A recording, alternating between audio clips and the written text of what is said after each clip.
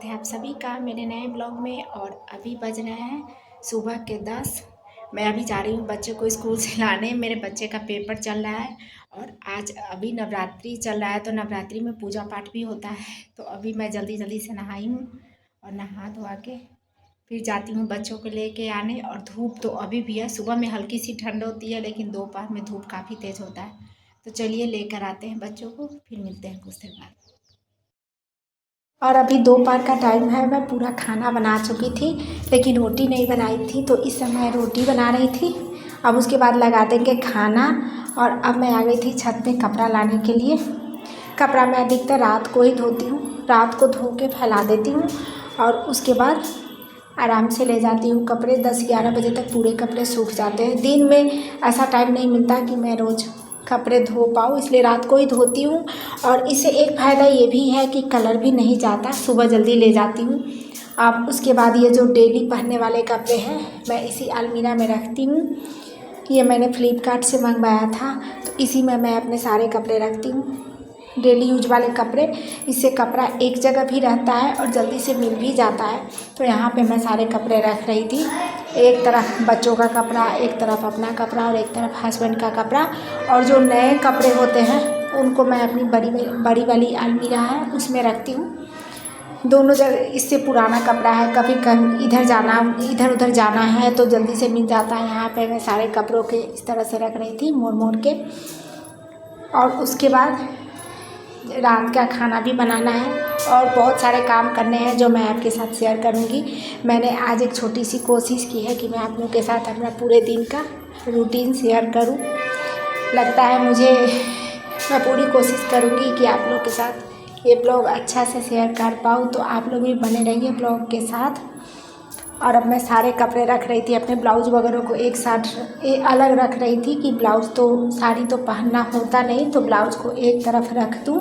और ये फ्रॉक देखिए, ये मैंने बनाया था अपने हाथों से अपनी बेटी के लिए। बेटी 1-2 दिन पहनी, उसके बाद उसने वो पहनी ही नहीं, लेकिन फिर भी मुझे लगा कि मैं बना के अपनी बेटी को पहनाऊँ, तो मैंने 1-2 बार पहनाया था उसे। और अब मैं आ गई हूँ, मैं गई थी इसको होमवर्क कराने के लिए। सर आने वाले हैं और ये अभी तक होमवर्क नहीं की थी। अभी इसको अभी मैथ में कर रही है, अभी 2 1 जा 3 1 जा कर रही है। थोड़ा सा लिख तो लेती है लेकिन पढ़ना नहीं चाहती, पता नहीं, एक ही चीज़ को बार बार लिख लेगी लेकिन पढ़ना नहीं चाहेगी, पता नहीं। खासकर छोटे बच्चों, मेरे बड़े बेटे के साथ भी यही प्रॉब्लम था, वो लिख लेता था लेकिन पढ़ना नहीं चाहता था, खासकर टेबल को, और बार बार भूल जाता था। ये भी यही हरकत करती है। इधर देखो, क्या लिख रही हो? 10 क्या लिख रही हो बताओ? 10 3 1 जा व 2 1 जा, क्या लिख रही हो? 3 1 जा। ये देखो यहाँ पर 3 नहीं लिखा हुआ है। अच्छा, मुझे नहीं आता। तुम्हें भी आता ही होगा। हाथ में क्या ले रखी हो? इरेजर। क्यों? ले इस पे रख दो, क्यों? वहाँ कैमरा खराब हो जाएगा। देखिए बच्चों के साथ शैतानी, होमवर्क कराना बहुत मुश्किल है। अभी स्कूल में छुट्टी है तो पूरे दिन घर में शैतानी करते हैं और टाइम बिल्कुल नहीं मिल पाता। और अभी शाम का टाइम है, थोड़ी देर के बाद खाना बनाऊंगी। तो यहाँ पर मैं जो पॉलीथीन में दाल वगैरह रखा था, ये चने का दाल है। मैं सोच रही थी कि इसको एक मैंने बड़े वाले डब्बा में रखा है, थोड़ा सा बच गया तो उसको मैंने छोटे वाले डब्बा में रख दिया है। इसको पहले कभी भी दाल वगैरह लाने के बाद बाज़ार से अगर लाते हैं तो उसको मैं सुखा देती हूँ, जिससे कीड़े वगैरह ना लगे। अब तो बरसात का टाइम नहीं है, बरसात ख़त्म हो चुका है, लेकिन फिर भी लगता है कि कभी कीड़े वगैरह हो जाए। तो इससे पहले दाल वगैरह लाने के बाद मैं इसको पहले सुखाती हूँ और उसको डब्बा में रखती हूँ। ये मूंग का दाल है, इसमें पता नहीं कहाँ से चींटी आ गई थी, तो इसको मैं बड़े वाले डब्बा में रख रही थी।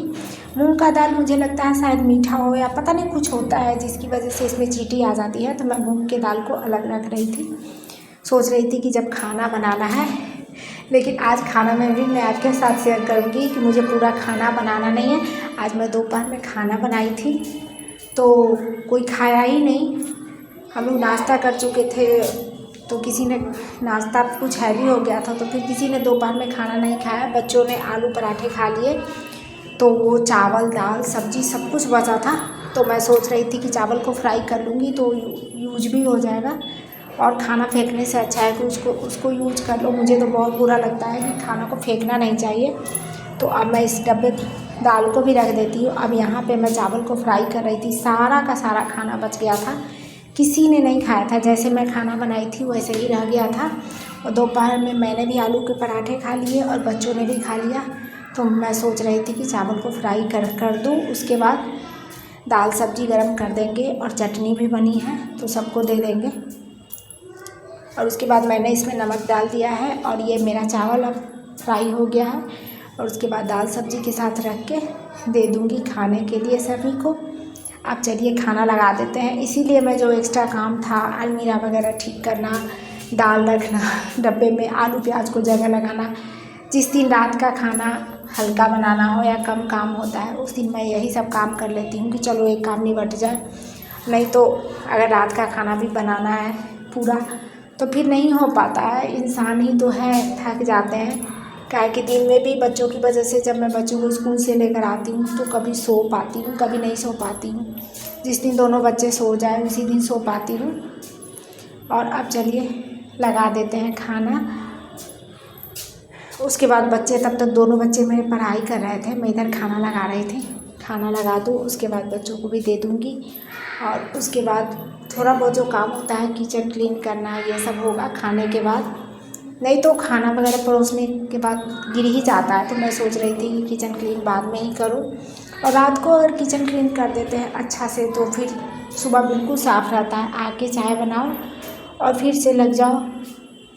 मुझे तो सुबह सुबह नाश्ता और खाना दोनों एक साथ ही बनाना पड़ता है, क्योंकि मेरे हस्बैंड को भी जाना पड़ता है स्कूल। तो वो यहाँ से थोड़ा मतलब थोड़ी दूर है उनका स्कूल, तो वो जल्दी जाते हैं। फिर पहले बच्चों को छोड़ के आते हैं, उसके बाद वो जाते हैं। अब यहाँ पे मैं दाल भी डाल रही थी और सब्ज़ी भी बिल्कुल वैसी ही थी, तो मैं सब्ज़ी भी डाल दूँगी। और उसके बाद इसमें आंवला और धनिया पत्ती की चटनी बहुत अच्छी लगती है, जो मैं बनाई थी वो भी डाल दूँगी। और उसके बाद दे दूँगी खाना। और फिर से यहाँ मैं सब्ज़ी भी डाल दी थी। और बच्चे लोग पढ़ाई कर रहे थे, मुझे बोल रहे थे कि मम्मा खाना लेकर आओ, मुझे भूख लगी है। मैं बोल रही थी चलो पापा को दे आओ, फिर तुम लोग को भी खाना दे दूँगी। उसके बाद मैं भी खाना खा लूँगी। कभी कभी बच्चों की मर्ज़ी होती है तो अपने यहाँ पे मैं चटनी रख रही थी। बच्चों की मर्ज़ी होती है तो कभी अपने हाथ से भी खा लेते हैं, नहीं तो कहेंगे कि मम्मा तुम खिला दो। ऐसा अक्सर होता है। आज मैं सोच रही थी कि चलो अपने हाथ से खा ले, तब तक मैं किचन साफ़ कर लूँगी और उसके बाद मैं भी खाना खा लूँगी। अब यहाँ पर खाना पीना हो गया, मैंने किचन भी साफ़, सबका खाना पीना हो गया, मैं भी खा चुकी हूँ, बच्चे भी खाना खा चुके हैं, किचन भी साफ़ हो गया है। और अभी मैं अपने ब्लॉग को यहीं पे समाप्त करती हूँ। ब्लॉग अच्छा लगा हो तो प्लीज़ लाइक कीजिए। अभी तो ब्लॉग मैं अच्छी तरह बना भी नहीं पाती, ये मुझे पता है। जब कोई लोग स्टार्टिंग में जैसे करते हैं वैसे ही करती हूँ, लेकिन ये मेरी कोशिश है। मैं कोशिश करूँगी कि आप लोगों के साथ ब्लॉग वगैरह अच्छे ब्लॉग शेयर करूँ, अच्छी रेसिपी शेयर करूँ। मिलेंगे अगले ब्लॉग में, तब तक के लिए।